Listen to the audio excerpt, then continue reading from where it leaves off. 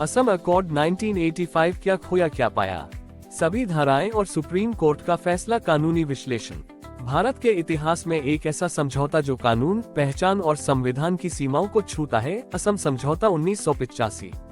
इस वीडियो में हम जानेंगे कि इस अकॉर्ड के सभी कानूनी क्लॉजेस क्या हैं और भारत के सुप्रीम कोर्ट ने इस पर क्या ऐतिहासिक फैसला सुनाया। तो आइए शुरू करते हैं एक वकील की नजर से।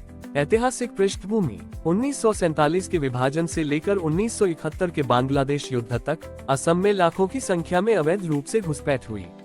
इस जनसंख्या परिवर्तन से स्थानीय असमिया जनता की भाषा, संस्कृति और अधिकारों को खतरा महसूस हुआ। 1979 में शुरू हुआ ऑल असम स्टूडेंट्स यूनियन आसू का आंदोलन 6 वर्षों तक चला और फिर 15 अगस्त 1985 को भारत सरकार, असम सरकार, आसू और एजीएसपी के बीच एक ऐतिहासिक समझौता हुआ जिसे हम असम अकॉर्ड के नाम से जानते हैं। असम अकॉर्ड के सभी valid clauses. Legal breakdown. Clause 1 cut off date. धारा 6 सिटीजनशिप लॉ से जुड़ा। 1 जनवरी 1966 से पहले जो विदेशी असम में आए उन्हें भारत का नागरिक माना जाएगा। कानूनी विश्लेषण। ये भारतीय नागरिकता अधिनियम 1955 के सेक्शन 6A से जुड़ा हुआ है। 1966 से 1971 के बीच आए लोगों को 10 वर्षों तक निर्वाचित अधिकार, वोटिंग राइट्स नहीं मिलेंगे, लेकिन वो रह सकते हैं। 25 मार्च 1971 के बाद आने वाले सभी व्यक्ति अवैध प्रवासी माने जाएंगे। क्लॉज 2 डिटेक्शन और डिपोर्टेशन।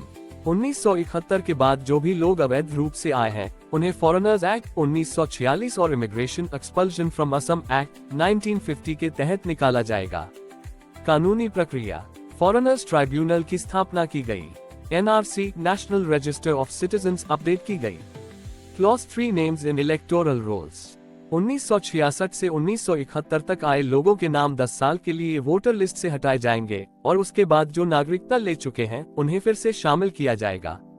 यहाँ संविधान के आर्टिकल 326 यूनिवर्सल एडल्ट फ्रैंचाइज को प्रभावित किया गया। क्लॉज 4 कॉन्स्टिट्यूशनल, लेजिस्लेटिव और administrative safeguards.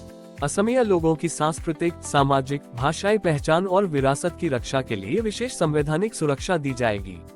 Example, 6th schedule, inner line permit, Assamese language को official status. Clause 5 economic development. Assam के आर्थिक विकास के लिए विशेष पैकेज और प्राथमिकता दी जाएगी। उदाहरण, north east industrial policy, oil royalty settlement, AIIMS, IIT, केंद्रीय विश्वविद्यालयों की स्थापना।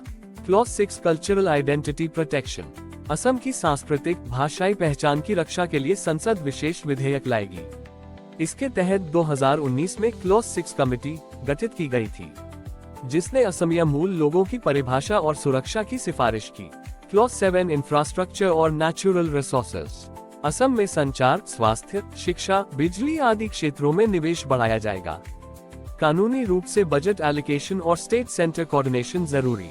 Clause 8 prevention of encroachment of land. भूमि अतिक्रमण। सरकारी भूमि, वन भूमि और जनजातीय क्षेत्र की भूमि पर अतिक्रमण रोका जाएगा। कानूनी आधार। Indian forest act, Assam land revenue regulation, illegal migrants determination by tribunals act IMDT, जिसे बाद में सुप्रीम कोर्ट ने असंवैधानिक घोषित किया।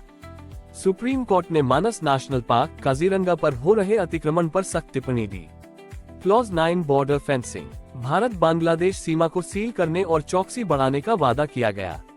बॉर्डर सिक्योरिटी फोर्स BSF को अतिरिक्त अधिकार दिए गए। सुप्रीम कोर्ट का कानूनी फैसला। सुप्रीम कोर्ट का ऐतिहासिक निर्णय Sarbananda Sonowal v, union of India 2005।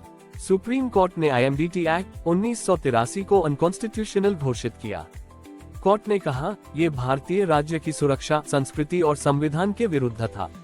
NRC national register of citizens को अपडेट करने का आदेश सुप्रीम कोर्ट ने दिया। आलोचना और आज की स्थिति। NRC से लगभग 19 लाख लोग बाहर हो गए, जिनमें हिंदू और मुस्लिम दोनों शामिल हैं। सिटीजनशिप अमेंडमेंट एक्ट CAA को लेकर भारी विरोध असम में हुआ। क्लॉज 6 की रिपोर्ट आज भी लागू नहीं की गई है। कंक्लूजन। असम अकॉर्ड एक ऐतिहासिक राजनीतिक और कानूनी समझौता था, पर क्या सरकार ने इसके सभी प्रावधानों को ईमानदारी से लागू किया? और क्या असम के मूल निवासियों को उनका अधिकार मिला? इसका जवाब शायद आज भी असम के जंगलों और अदालतों में गूंज रहा है। अगर आप भारत के संवैधानिक इतिहास और कानूनी विश्लेषण में रुचि रखते हैं तो हमारे चैनल को सब्सक्राइब करें। और इस वीडियो को लाइक और शेयर करना न भूलें। जय हिंद।